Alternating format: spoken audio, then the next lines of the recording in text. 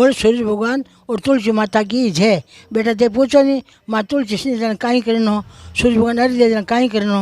तो बेटा यहाँ ने आ तुलसी माता है, तुलसी माता सिंचा देना, घीरो दियो जो देनो, घीरो दियो जो रख देना, दिए ने माँ ने चावल गाल देना, दिए टिक्की लगा देनी, दिए नीचे चावल लग देना और तुलसी माता ने सिंचे जड़ों सींच देनो।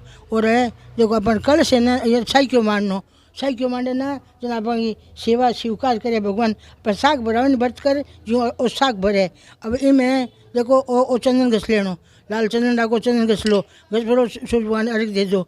और देखो ओ कलश है, ओ कलश है बेटा, ये कलश है 7 टिकिया लगानी, 7 टिकिया लगानी, मोड़ी है 7 टिकिया लगानी, मोड़ी बांध देनी, साकी देर मान देनो।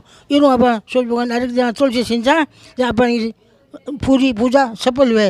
वो काम जरूर जरूर करजो। तुलसी माता मान साले राम बेटा तू क्यों नहीं मारे को कहीं मारे रिकॉर्ड अभी मैं टिकी दूँ मैं तो तुलसी चढ़ाऊँ, पहले तेने फोटो कर बता दूँ।